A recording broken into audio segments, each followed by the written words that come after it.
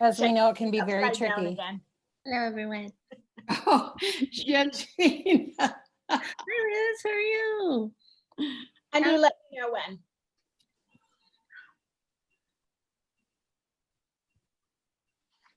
Good to see everyone.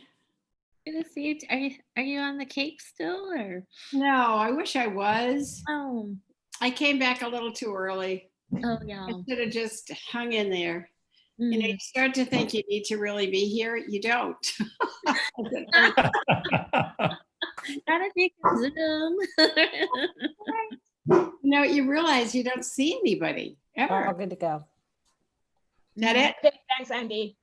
And because we're on an even tighter time constraint tonight, I want to get started. So I'll call the meeting to order. It's 6:02. And Andy, do you want to do a roll call? Yes, please. Campbell, Here. Cupertino, Here. Gilroy, Los Altos, Here. Los Altos Hills, Los Gatos, Here. Milpitas, Montessorino, Morgan Hill, Present. Mountain View, Here. Palo Alto, Here. San Jose, Santa Clara,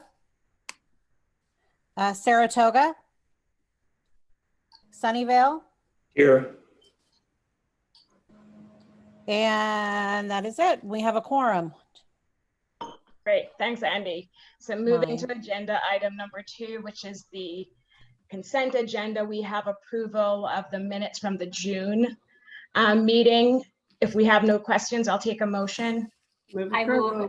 move the consent calendar. That's Liz. Oh. Gibbons. Somebody. Second. I have a comment to make or a correction. Okay, great.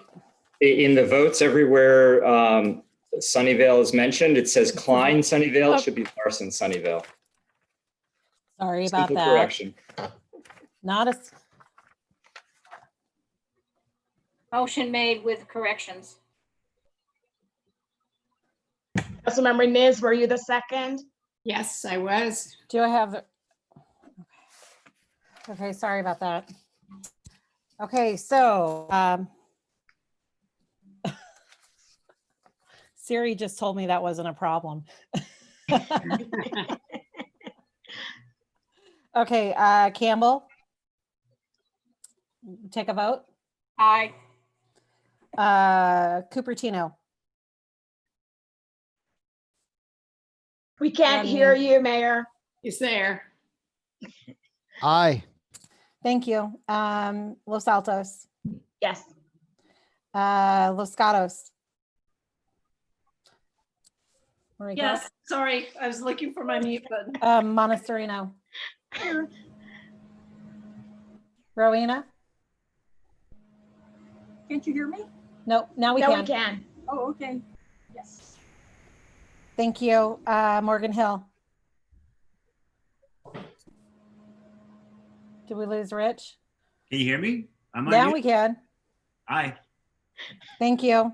Mountain View. It'll be a long night, Larry. I know. I was unmuted. I know. That was weird. Palo Alto Here. and Sunnyvale. Aye. Has anyone else arrived that we need to take a vote from? No. Okay. All right. I'm Motion no passes. rookie.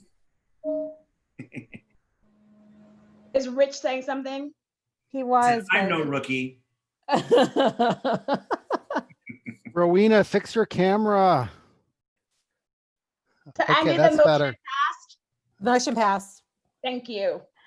So moving on to item number 3, discussion and consideration of bills. The first item we have is AB 2167, and the council member that asked us to consider this bill isn't on yet, Council Member Bernald. I don't know if she RSVP'd Andy, whether or not she's coming to tonight's No, meeting. I expected her.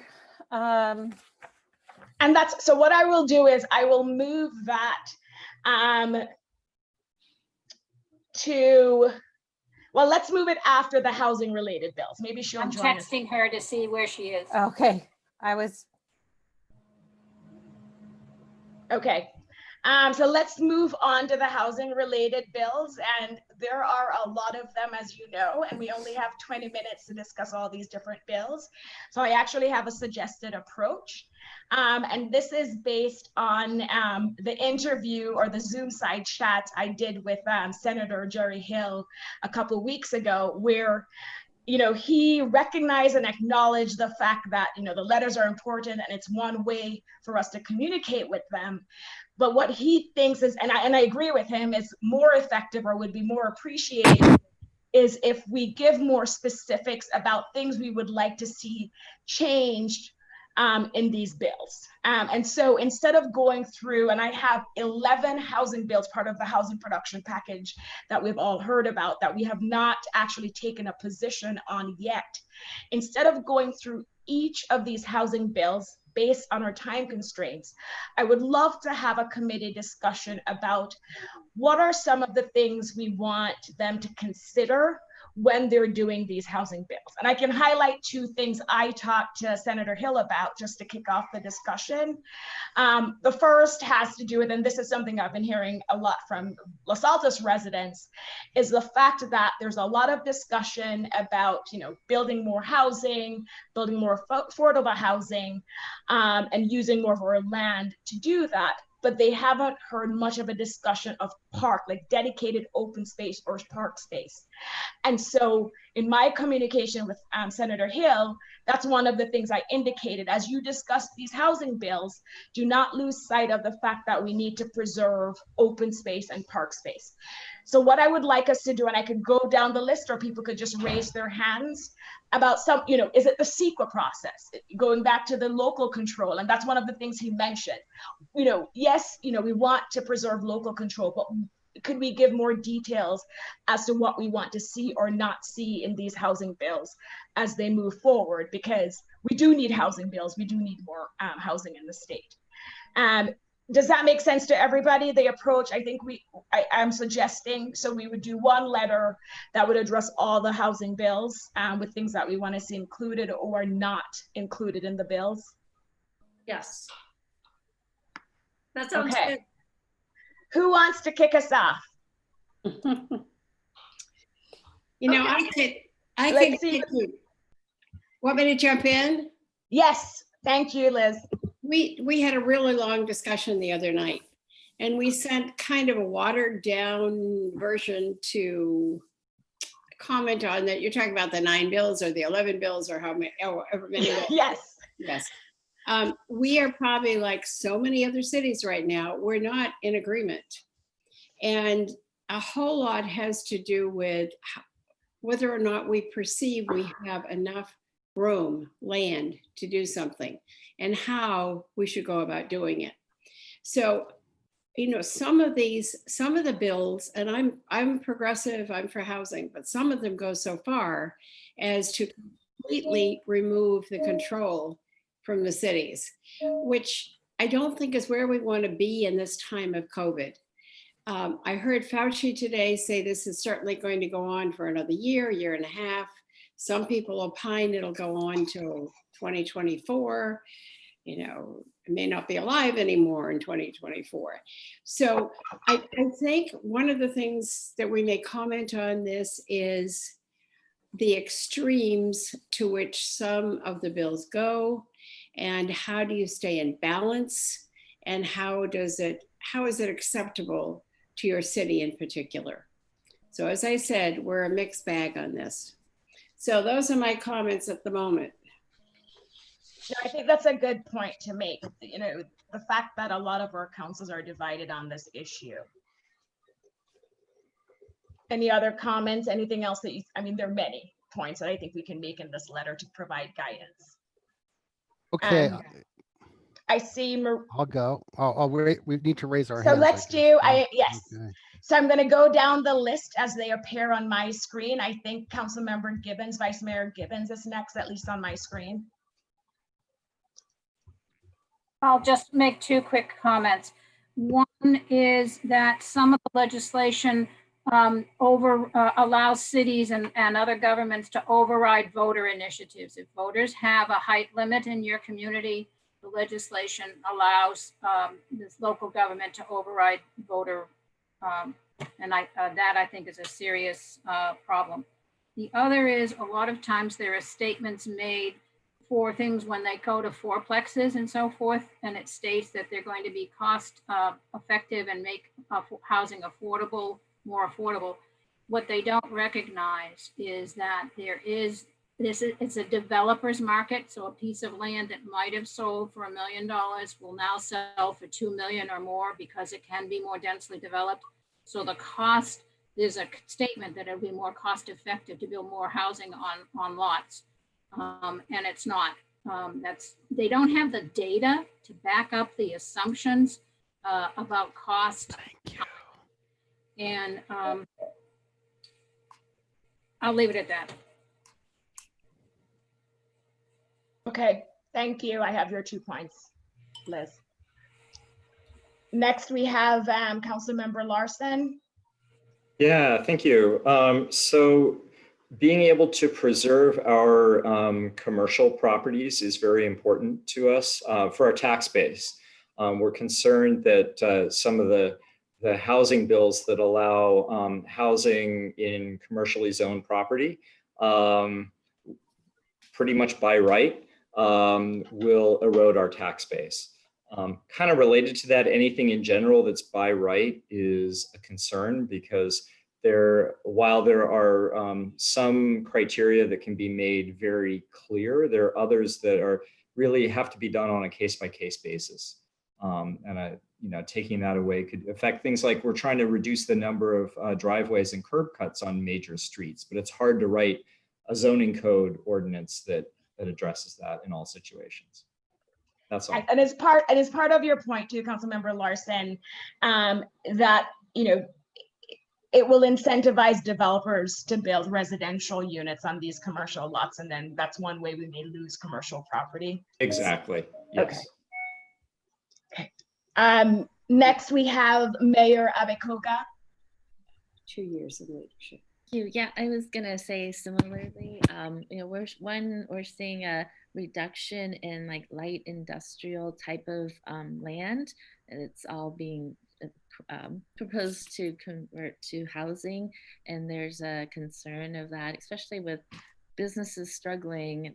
I think they're going to feel the pressure even more. So I want to be mindful of that. And the hotel motel thing kind of concerns me because there's TOT tax that we would lose with that as well. So it's a question of financial viability of cities. If the state wants to backfill that funding somehow, that's fine. But if we're just losing our tax base, then that's not going to help in our viability. And then the other issue, this is not quite about the legislation, but I brought it up. I know Larry and I, when we were at those ABAG housing meetings, it came up. I would say like for a city like Mountain View, which is zoned for 15,000 more units, like double, like a 50% increase. My concern is with the recession, we're not going to see development for the next 3 or 4 years. And so then, and that's out of our hands as cities. And I've talked to David Chu when we met with him. It's like, you guys need to figure out how to keep the production going even during these slow times, because I know now that in 5 years, we're going to get hammered again saying, it's your fault, cities, for not producing enough housing. And it's really not our fault. At this point, we have no control about, with the market, and they need to figure out how to keep the production going even during the recession time. Thanks. Thank you. Councilmember Sayok. Actually, that was exactly what I was going to mention, the difference between entitlements versus construction. And I think many of our cities have entitlements that meet the RHNAs that we were last given, but construction is out of our control, and yet we're being penalized for that. So We hear that too in the RHNA discussions. Mayor Scharf. Hi, thank you. So I know that I was on the phone listening to the legislature and the committees on 1120 and 902. And it was interesting to hear the people identifying themselves in the groups they were part of. It's all these real estate investment groups, also construction unions, greatly looking forward to many of these housing bills. We're going to lose our commercial property when residential development takes over, and it'll devastate our city finances, but also the school district finances, especially in school districts that are very low funded, like Cupertino Union School District, one of the lowest funded in the state. Most of these bills have no provision for affordable housing. They're market rate housing bills designed solely for developers. There's no backfilling of funding that we'll need if you subdivide a lot. Unless it's given a separate parcel number, there's still only going to be one parcel tax collected on that parcel. So we're going to be devastated in terms of tax revenue. There's no consideration of the long-term impacts of COVID-19 that was brought up. I think it's, remote working is not going away after there's a vaccine or the pandemic goes away. It's going to be a sea change in how people work. And as someone else mentioned, we can't force developers to build. Even before COVID-19, of our entitlement, 140% of the RHNA requirement, we've had 100% affordable project completed. All the other ones, we just beg these property owners, when are you going to break ground? You have approval, just take your permits. And the answer is always, there's a glut of market rate housing. We are not building for the foreseeable future. We might build someday, but we may never build. So these bills just don't, they start with the false premise of this ginormous housing shortage. What we really have is the affordable housing shortage, and there's no money for the affordable housing. And I think one message we really need to get out is we need money to build the affordable housing. We don't have the money. The state maybe doesn't have the money now either, although they did previously and just wouldn't release it. So for me, telling the story that we will build affordable housing, but we need the funding. Thank you. I agree with that one. Thanks, Mayor Scharf. Anybody else? Councilmember Larson, you have your hand still raised. You have another point? No. I see Councilmember Turner. Yeah, can I go now? We can hear you. You can hear me? Okay, so with Montecito, basically we have exceeded our RHNA numbers in the past. The problem that we have today is when developers come in, and we have 3 developers right now, they come in and our site and architecture committee rejects their design. They come back and they cite the Housing Accountability Act. So now we have 3 litigations in the works, and they're backed by the YIMBY group. And they use the YIMBY's lawyers, and our citizens are not happy because we're in a high fire area. And at this point in time, we feel like our hands are tied. And there's no looking into, what are the unique situation in each city that we need to apply to. It's all one size fits all. Thanks, Councilmember Turner. And it is the whole idea of, taking away local control and the approach of one size fits all. And I'm also hearing, which I think it's worth mentioning in the letter, even though I don't think there's much they can do, where we also have the challenge of political will of our residents. Because that is a big part of it as well. Vice Mayor Bernald. Thank you. I apologize for coming in late. I've been on the phone all day. We all know how that goes. Saratoga is 12 square miles. It had Roku once upon a time. We do not have Roku anymore. Our biggest commercial retail thing is West Valley College. For a while, it was the bookstore until things went online. 99% residential. We lost our only grocery store thanks to SB 35. Bills like SB 1299 are incentives for us, for the landowners, to raise the rents, take out the long-term mom and pop laundries, dental, nail parlors, the basic services that any community needs and wants, and then put in high density residential. For us, it also, this particular bill gives HCD leverage over us in the future. And along with what everyone else has said, these are measures in general that are one size fits all. It's not that we are a city of NIMBYs, although we were established to separate ourselves from San Jose. We have a high land cost. It's very difficult for developers to come in and build affordable homes.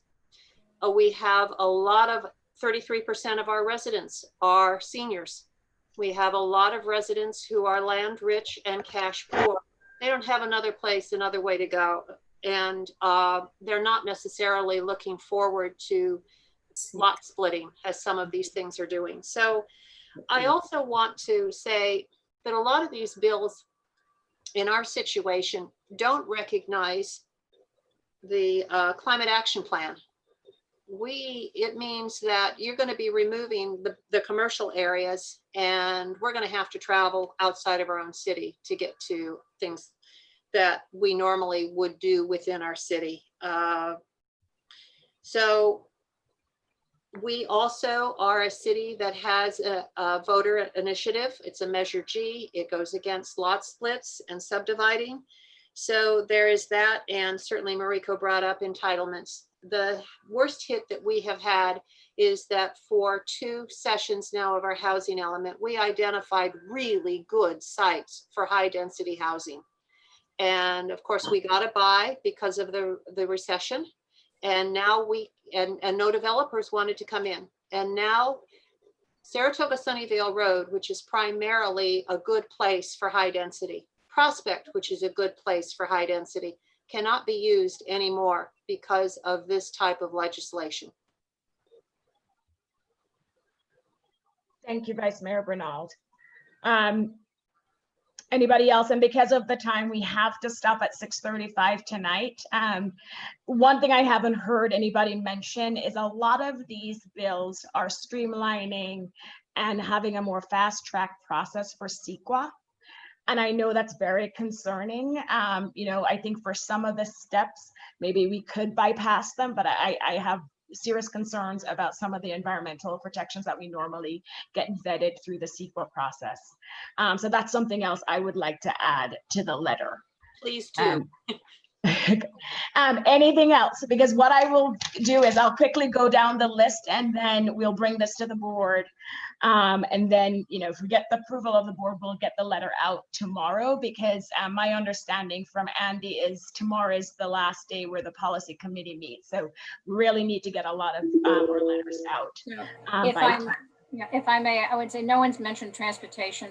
A lot of these assume proximity to transportation. They don't define what viable transportation is, or the fact that various systems can be changed without anybody's control. And if this one size fits all rezoning all single family R1 lots could have no transit at all. So where is the value in that? Okay, thank you, Vice Mayor Gibbons. Anybody else? Nisa, I just want to bring up a point. I'm not sure that we could actually draft a letter and get it sent in the morning in time for the committees to see it. We'll still get it out. Hopefully we'll get to the other committees, but thanks for that point, Andy. Okay, so let's move back. Let's go back to the insurance bill. I see Vice Mayor Bernald is with us. She had asked for us to discuss it, and so I wanted to make sure that she was here before we started that discussion. And for those of you who are not familiar, it's AB 2167, and it's actually making its way through the committee. It's getting a lot of support, and it essentially allows, and so the current process, so under Proposition 103, which is a consumer protection law, if insurance companies want to raise consumer rates, it has to go through this process to the Department of Insurance and insurance commissioners, or review these proposed rate hikes, and can basically push back on the insurance company saying that they're burdensome and using certain factors to measure those rates that are being proposed. And obviously the goal there is to protect consumers. That was Proposition 103. AB 2167 seeks to modify that, where right now in a lot of high fire risk areas, insurance companies are not offering policies to homeowners. And so the proposal here would modify Prop 103 that would allow insurance companies to propose rates. It would still go through the process of being presented to the department and through the insurance commissioner, but the insurance commissioner would have less flexibility to reject the rates, the rate hikes.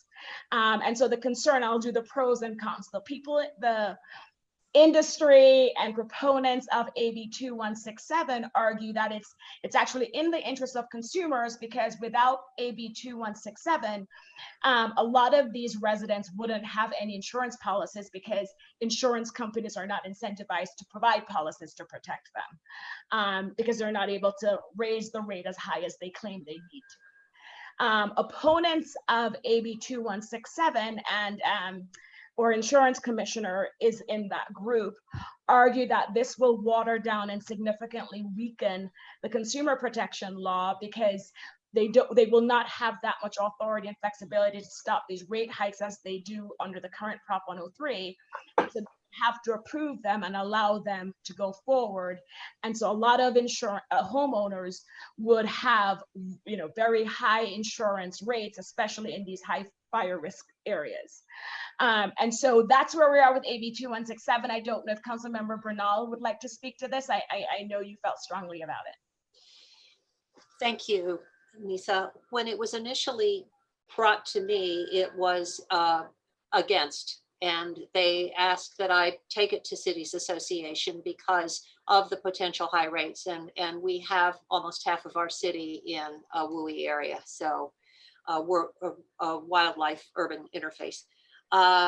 So I have my concerns because it does allow the rates to go higher. I have talked to a couple of agents, though, who maintain that it gives them the ability to package something that is fit for the situation. So I really wanted to hear the discussion because it will impact a lot of people. We all have to find insurance. It's getting harder and harder to get insurance these days. So I felt that we as an organization were the best placed to analyze it and discuss it. My dinner is being delivered. Excuse me. Oh, very nice. And my dog too. Hello. As I said, I've been on the phone all day. It's just crazy. What's on the Right, menu? thank you for that. So I'll open it up for discussion. Vice Mayor Gibbons, your hand is raised. Is that from the previous discussion?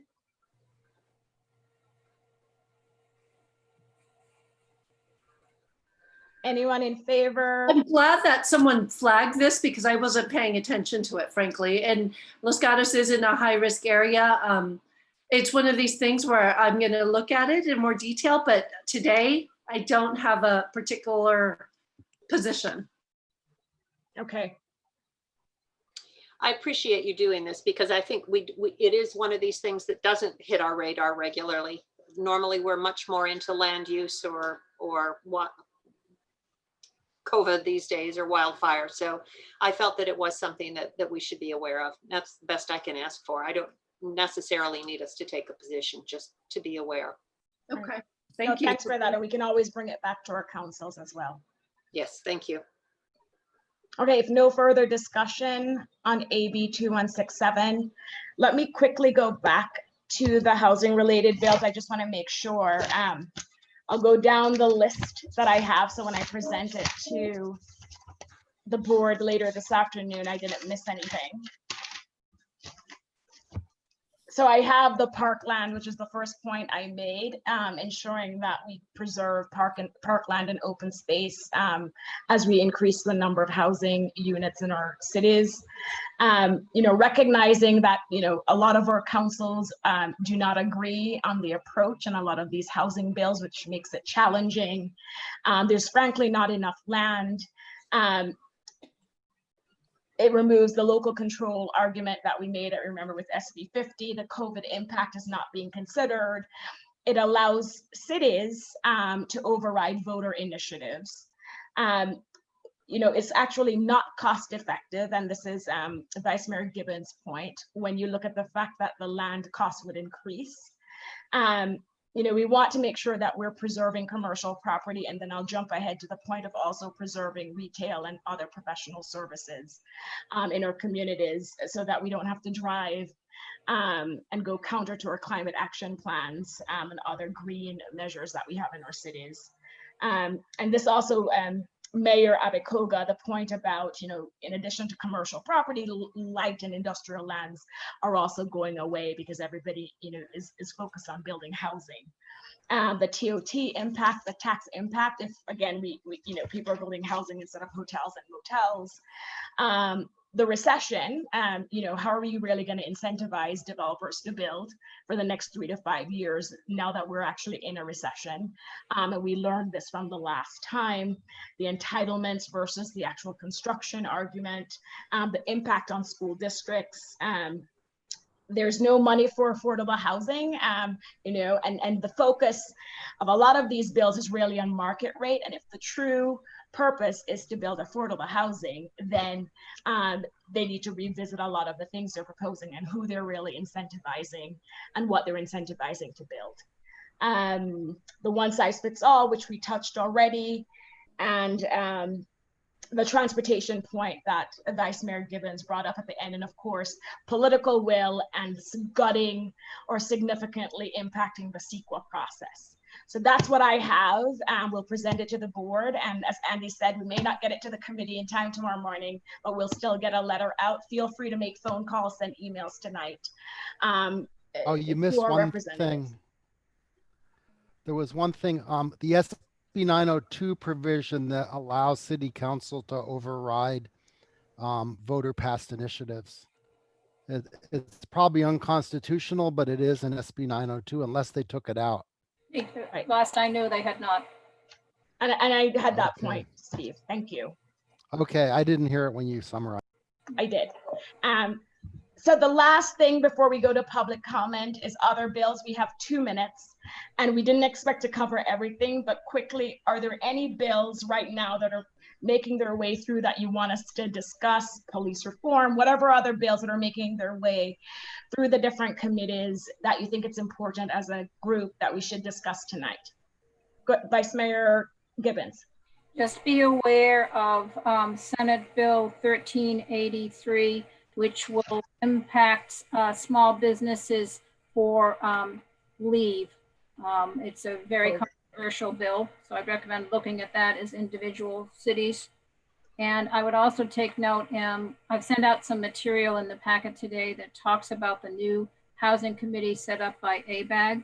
It was specifically set up because there is no funding from 1487 going forward this year. It's set up to try and be innovative and think of new ways to develop policies and procedures to develop housing. So keep an eye on the material. Thank you. Okay. Andy, do we have any members of the public that would like to comment? Do we have 2 attendees?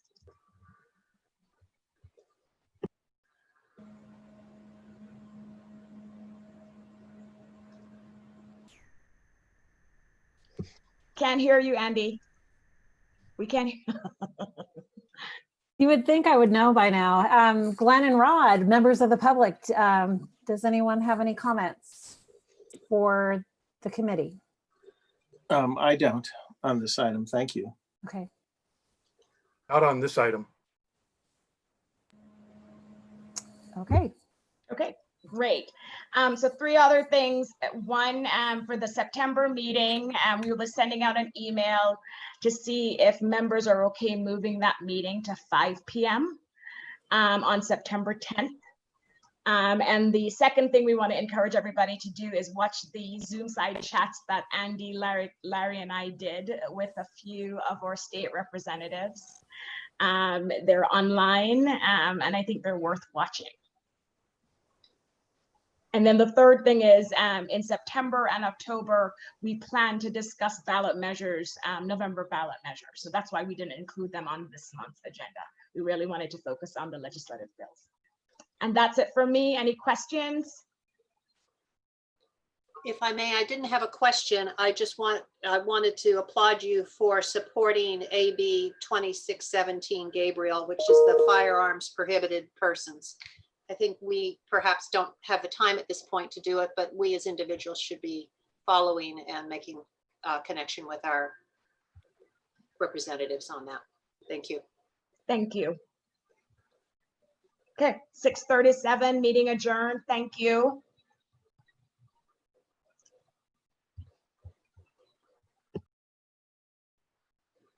Okay, so I have to stop this broadcast and restart it over. So hold on a second, everyone. You have a few minutes, no rush, Andy. Okay. So we don't have to log off and back onto Zoom. Nope. It's the same. Nope. Okay, great. Larry, are you saying I had more time? Yes. 2 more minutes, 2 whole minutes. Oh, let's unadjourn and start over.